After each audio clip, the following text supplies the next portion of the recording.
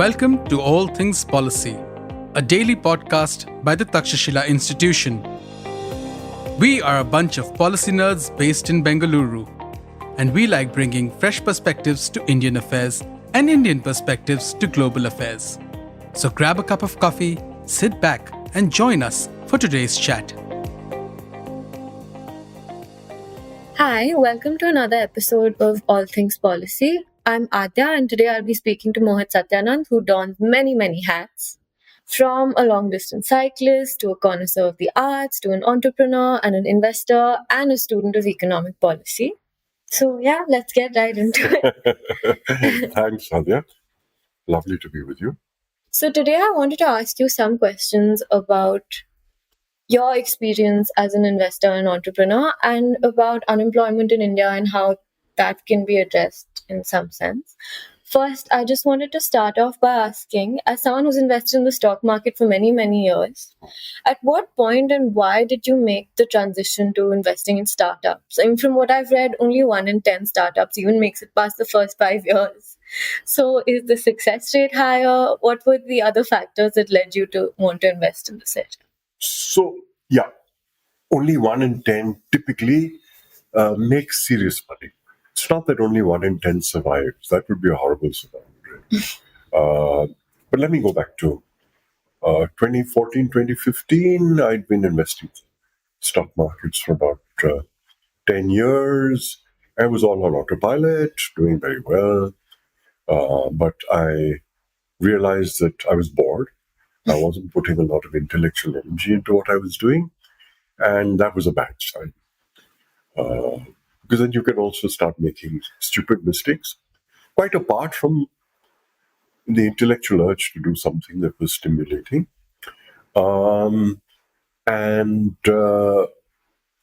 third factor, which I think was the most important, was a kind of a historical lesson or an intergenerational lesson, which was that, my father had a small portfolio. It's not like we were wealthy people, right? He was a salaried person. He had a small portfolio. And when he was about 80, 82, he stopped being able to manage it. And almost hesitantly, I took it over from him. Hesitantly because he was a very independent man and a person I respected deeply. I didn't want to be seen as interfering. But I took it over and I realized that something like 15 or 20 out of the 80-odd companies that he'd invested in ceased to exist. So that was the first shock. The second was that another 20 or 30 companies were long past their peak. And they were like old world companies. I'm talking of 2003-04. These are companies which had ceased to have significant heft in the Indian economy by the 90s. So from that lesson, this was the time when I was just about turning 60. And I said, when I'm 80, 20 years from now, I don't want to be in the same situation where my portfolio consists of dead old world companies. Now, you wouldn't have needed to think about getting to startup world from that basis alone. But compared to the kind of decisions that my dad made in the 70s and 80s, which brought him there, here we were sitting in a different situation. The pace of change is more rapid, and the new age companies which are taking advantage of changes in the financial infrastructure, in the technical capabilities that the world has developed, are going through a very different fundraising process. They are not initially listed on the stock exchanges. They go from family and friends, giving small checks to a founder, then angels, people like me, who are enthusiastic but don't have huge sums of money. Then they go to micro VCs, micro venture capitalists. Then they go to PE firms, and then they're listed on the market.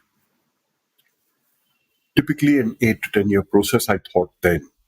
Actually, it's often a slightly longer process, but by the time they come to the market in an IPO and start getting traded, they're typically overpriced. And so I realized that if I don't get onto this particular train, by the time I arrive in the 2030s, the mid or late 2030s, I will not have a significant component of New World companies. And so I'd better jump onto this train. As regards failure rates, no, my take was that about 50% of them will fail. About between 30 and 40% will barely survive. And 10 or 20% will do extremely well. And those 10 or 20%, so the difference between 1 in 10 and 2 in 10 doing extremely well, the difference between a startup investment portfolio which does remarkably well and one which doesn't moderately well is that do you get 1 out of 10 or 2 out of 10?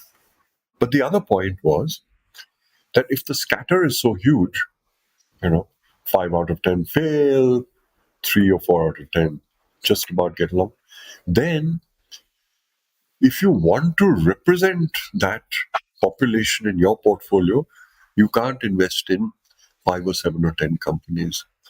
By the rough rule of thumb of statistics, if you want to mimic a population, you need to have at least a sample size of at least 30. So that then set me on this road. I need to have 30 companies. I need to have a 7 to 10 year time frame. Can I do this? So that's how I got into this startup bandwagon, as it were. Okay, so like you said, a lot of new age companies, in addition to taking advantage of new financial instruments, also capitalize on advancements in technology. And from what I've read and understood, there seem to be a lot of tech startups, whether that's their primary focus or a tool that they use for their efficiency and efficacy.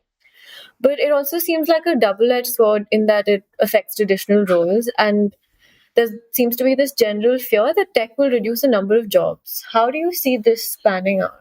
Well, this doesn't worry me hugely because this is a cyclical scare, and whether you go back to horse carriages and the fear that automobiles would mean that people who look after horses don't have jobs, or more contemporaneously, not for you but for me, I was alive when bank workers went on strike due to computerization and the impact that it would have on jobs. We know what the story is, because not only did bank employment grow, but if you look at it from the other point of view, consumer satisfaction went up, speed of service of consumers went up, and finally, if you look at it, what is growth in an economy? It can come from only two sources, right? One is that you have more people participating, and the other is that the productivity of each person goes up. Yeah. And if the productivity of people goes up and the amount of work required goes down or remains the same, you can have people getting released. But that's to look at the world as a zero-sum game, or to look at a pie as being static. Pies are never static. So I think that's a bogey. Yes, existing companies occupying a narrow domain, if they're not nimble and don't affect change, they will get affected. But technology as being a limiting factor to employment is not something which either the evidence or my own instinct as somebody who observes humanity and society and history around me can agree to. Okay, you said economic growth. In terms of economic growth, we were talking about participation or the numbers of people. Yeah. One question I had with a lot of new age companies is that they tend to be in more high skill sectors and they require a certain skill set. Not true. Two of the biggest companies in the so-called tech sector are Zomato and Swiggy. Who are the bulk of their employees? Gig workers.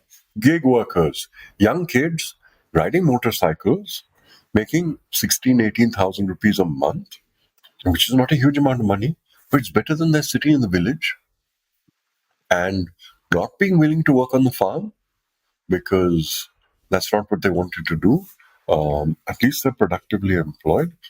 So, I think you have to look at things in a holistic way.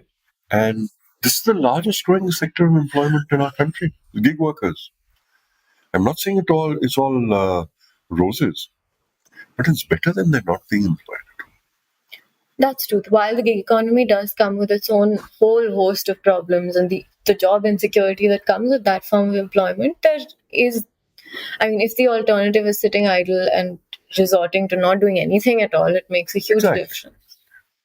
Okay, on what you said about the gig economy, while it's great that it is generating employment, considering how sizable India's youth population is, and also looking at the unemployment rates and the youth unemployment rate, which was, I think, last year like a whopping 10%. Does it generate enough employment? And are these the kind of opportunities that suffice? No, it's not generating enough employment. Youth unemployment is actually probably a lot more. The last figure I had was like 28%. Anyway, it doesn't matter.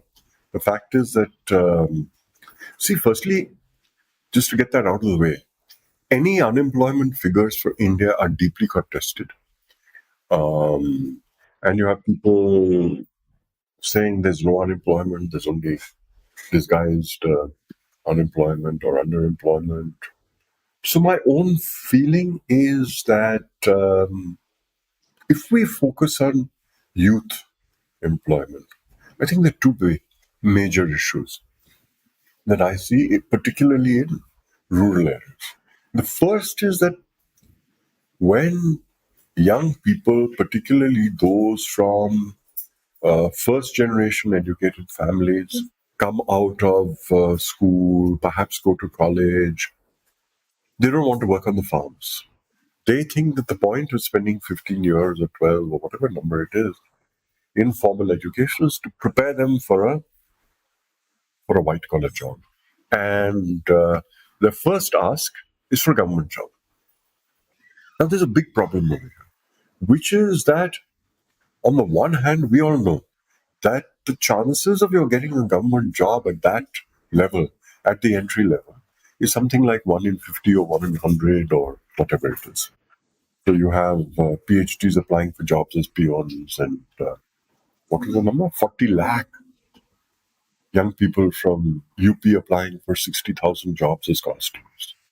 So your chances are very, very low. But you still take the chance for two reasons. One is that the gap in salaries is massive. Entry level salary for a constable is some 45 or 50,000 rupees. Private sector entry level job is 12 or 15,000 rupees. So if you get it, it's like a lottery. So people keep buying lottery tickets even though they don't make money. That's the first issue.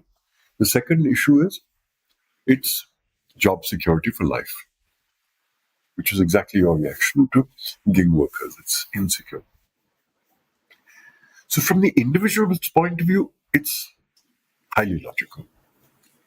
From a systemic point of view, it's a huge waste of resources.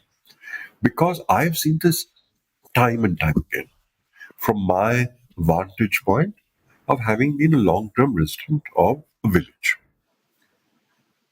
To be absolutely factual, I don't live there full time, but I've been a resident for the last 40 years. We're deeply embedded in the local community, and I know what's happening. Kids will spend anything from 2 to 6 years chasing this mirage of a government job. At your age, between 21 and 25, 26, when you are acquiring all kinds of relevant skills, they're not. They're just learning to regurgitate facts and perhaps to memorize them further because that's all the entrance exams want. 5 or 6 years later, when they give up the chase, as by sheer numbers, 97 or 98% of them have to do, they have no relevant skills at all. So the loss to the system is massive. And I can't overstress this because it's not, these are not small numbers. It's not that there's a tiny cohort of people who look for government jobs. Everyone wants a government job, whether it's as a teacher or a constable or a bank clerk or a railway ticket collector or whatever. So distortions are huge. But the main issue remains that as a nation, we're not generating enough employment. And there's this big debate that, in a sense, Raghuram Rajan, erstwhile Reserve Bank governor and currently professor at Chicago University, has opened up, saying that the classical route to employment in developing countries has got to be through manufacturing. And if you look at Bangladesh, or you look at China, or you look at Vietnam, it's typically been the garment sector. He's saying that boat has left the harbor, and now you have to look at services, in which India has done quite well in terms of revenue, but not in terms of numbers. 3-4 million people in I don't know what the exact number is, but we have 10 to 12 million young people entering employment age every year. I'm not convinced of that argument, Raghu's argument. And I think that we still need to look at employment in manufacturing. So this question takes us squarely to the issue of why is the industrial sector not growing in India? 10 years after the Make in India program was announced. I think if we don't try to answer this question, we're going to be very, very stuck. This was actually the next question I had for you, but you've posed the same question yourself, because traditionally economies go from agriculture to manufacturing to services, but we seem to have skipped the robust manufacturing ecosystem altogether and headed straight to services. And like you said, while there's growth, it appears to be jobless growth because unemployment rates are rising. And even if there is economic growth, what are these hordes of people going to do? Aside from driving motorcycles at breakneck speed up one-way roads in Delhi, Bombay, and Bangalore. Exactly. While they're doing something, it's not sustainable enough for a long the numbers period. are not large enough. So I think we need to create the conditions for growth in manufacturing. I don't think there's any way around that. And if you actually look at what's happening, it's a complete inversion of the way in which every developing country that has managed to grow into middle income or high income status and all, which is they grew by exports. We are growing, but we are a net importer of goods. We import 100 billion worth of manufactured goods from China every year. Now this is bizarre. Their wage rates are 5 times ours. Their per capita income is 3.5 times ours, roughly speaking. Now, the traditional view was that as an economy becomes more and more productive, it's going to import goods from areas where wages are low. Yeah. Which is exactly what happened first with Japan, then with South Korea, and then with China, and more recently with Vietnam and Bangladesh. We are doing the opposite.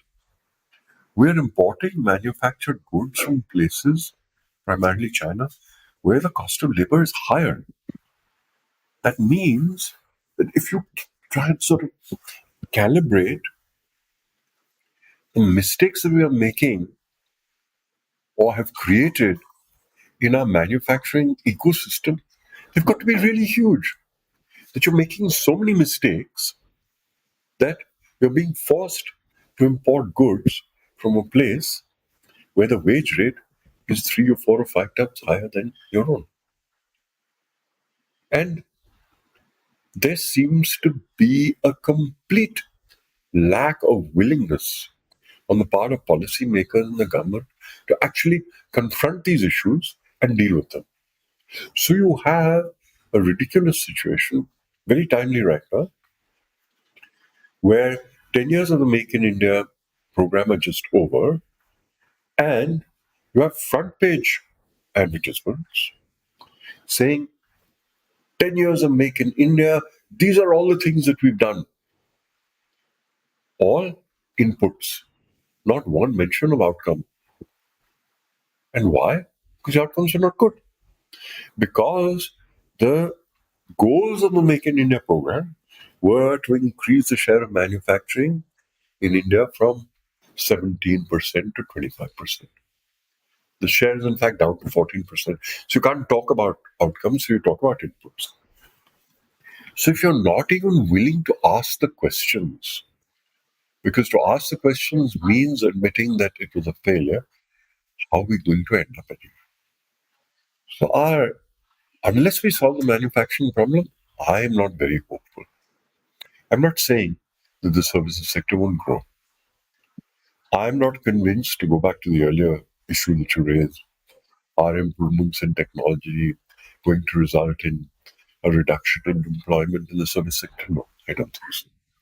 But it's never going to take up that 10 or 12 million young people who are joining the workforce. Okay, so you said, and correctly, that we need to facilitate the conditions for the manufacturing sector to actually take off to a level where it is effective in generating employment. How much of it do you think the state needs to intervene for, and how much do you think these startups and new age enterprises will be able to do? Because they're going to do what's profitable for them. Absolutely. And that need not necessarily align with generating employment on a national scale. So just then to get what's the the startups solution? out of the way, not more than 1 in 20 startups that I deal with is even contemplating going up in manufacturing. Exactly. The bottom line over there is you can't manufacture in India. And the attitude of the VCs who are writing the first large checks is, oh, production oriented, sorry, we are not going to fund. So there's a fundamental truth for them. Now, it's very easy to say the government needs to create incentives. And that's the government's answer to most things. But I think that's a very limited way of looking at it. It's also a very expensive way. And the jury is still out on whether the PLI, the production linked incentives, which are going into the electronics goods sector, are on balance good or on balance bad. Sitting in Takshashila, you guys have done a lot of work on this. People like Pranay have been looking at it closely. I'm slightly more on the skeptical side than on the positive side. But to me, that's not relevant. You can't lift the manufacturing sector of as large an economy as India's by incentives. We don't have that kind of, the government doesn't have that kind of heft. The government's balance sheet doesn't have that kind of heft. The government's tax raising abilities are already constrained and already committed to welfare programs, etc., etc. So you'll get into a fiscal bind if you try and go that way. The questions to be asked are much more fundamental, which is what is wrong? Why cannot our manufacturing sector be competitive? That's a question to ask. And a lot of people know the answer, okay? But the politics of it, people are not willing to tackle. I'll give you a very simple example. Okay. One of the big growth sectors for China, now for Vietnam, it's also the case of Bangladesh, but now everybody says, see, Bangladesh collapsed. Different reasons. But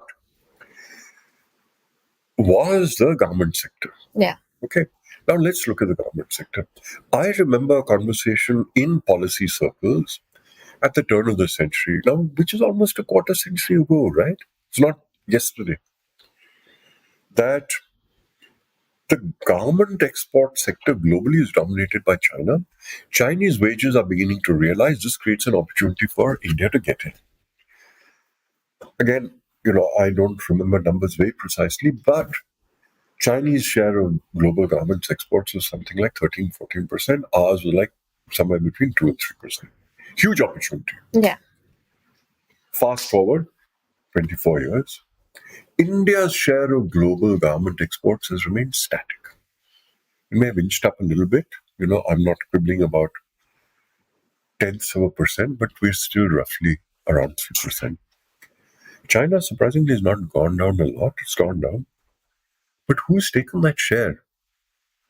Bangladesh and Vietnam.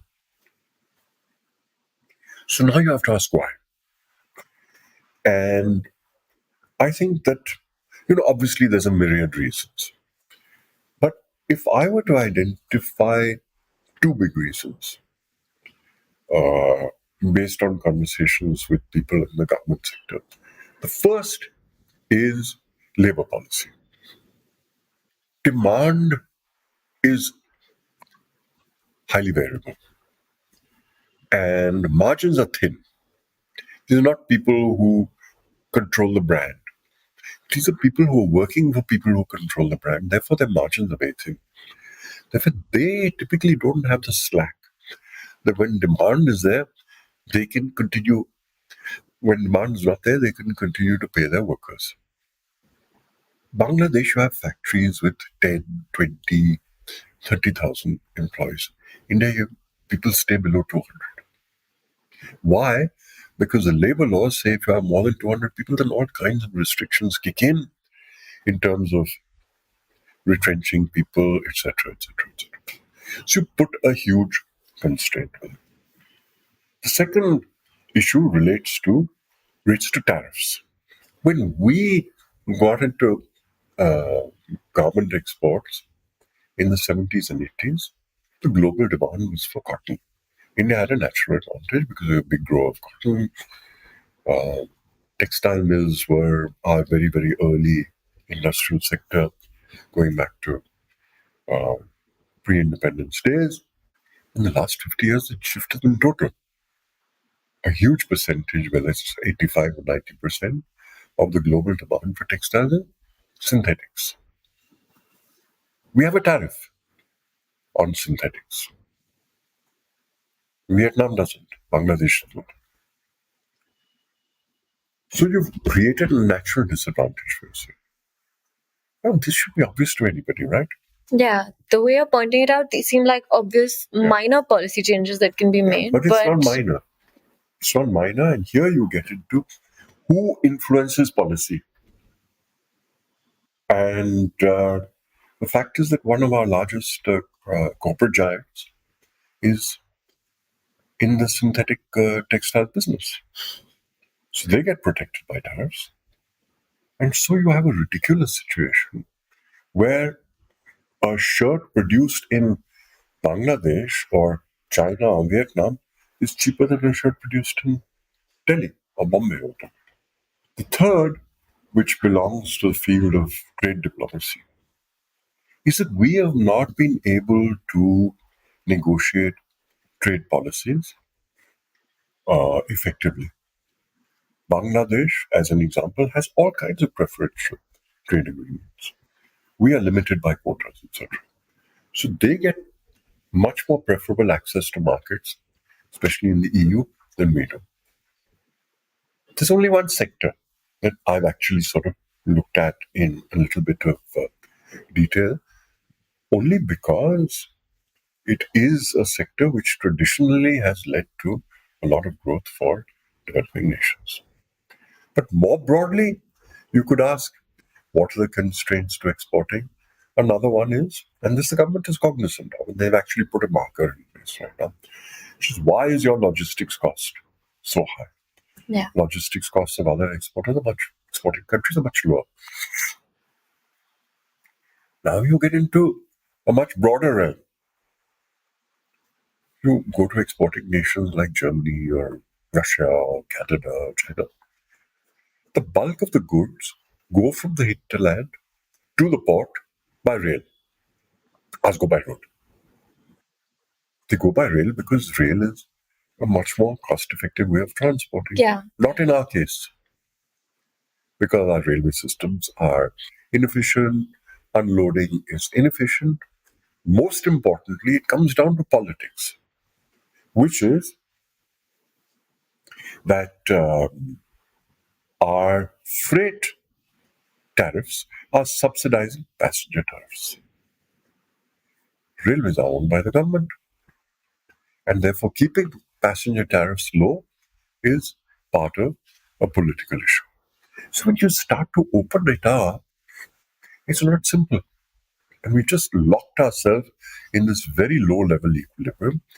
And despite the problems that we have at the border with China, we're still stuck in a situation where if we were to take an extreme example of putting tariffs on Chinese goods or restricting them, the impact on the ordinary guy buying a 200 rupee shirt would be extraordinary. It would make no impact to the cost of the fabric kurta that I buy. Yeah. Because that's entirely made from cotton and produced over here. So willingness to tackle these big issues, to discuss them, it's just not there.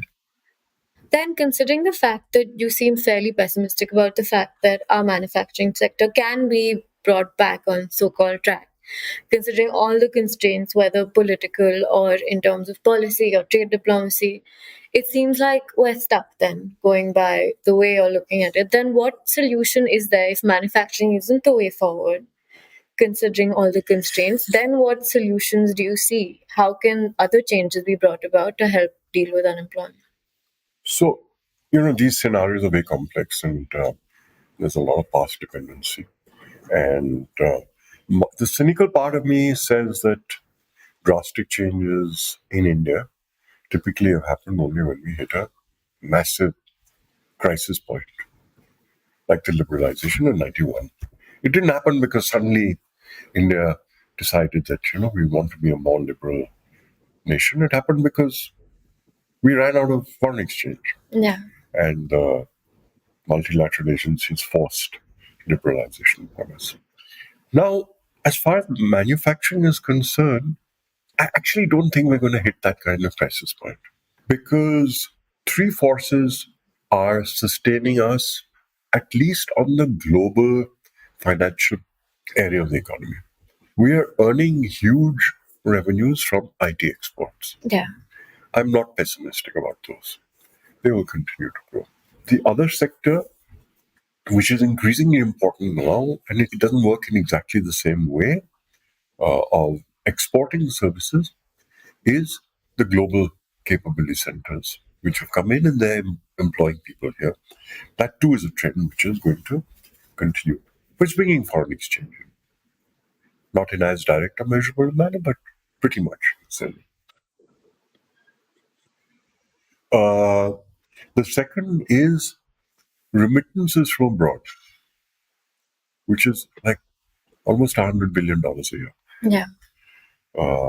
Just slightly less than our net IT export. And that also doesn't seem like it's plateauing. It continues to go up because our outward migration continues.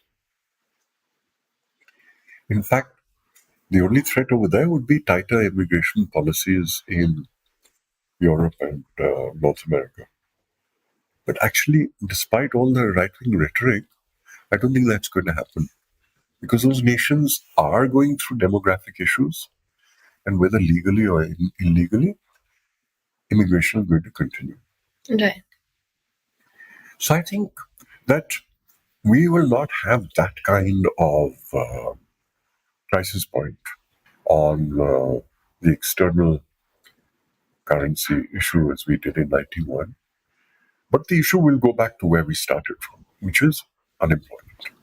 And I think the reaction on all governments is going to continue to be the same, which is welfarism, which is that you recognize that people are not getting jobs, you recognize the fact that inequality continues, and so you make up for it by distributing more money. I think this is going to be the default for the rest of my life. I think the big change, lest I end on a depressing note, I think the big change is the entrepreneurial energy of young people. It's been a great privilege in my life for the last 10 years to have a first-hand or at least a second-hand view of it. And because I'm not just an investor, I also mentor some of these young people, sit on their boards, advise or whatever it is. I experience it at a very personal level. That's very strong. It's not going away. Attitudes of a lot of these young people have changed. And one perspective of that is that if you look at the graduating class of IIT, let's say Delhi or Bombay in the late 70s, which is when my cohort graduated. So like about 20 of my classmates went to IIT. More than 50% of them are overseas. Today, those graduating classes are not going. They're staying in India. They're contributing to the entrepreneurial energy.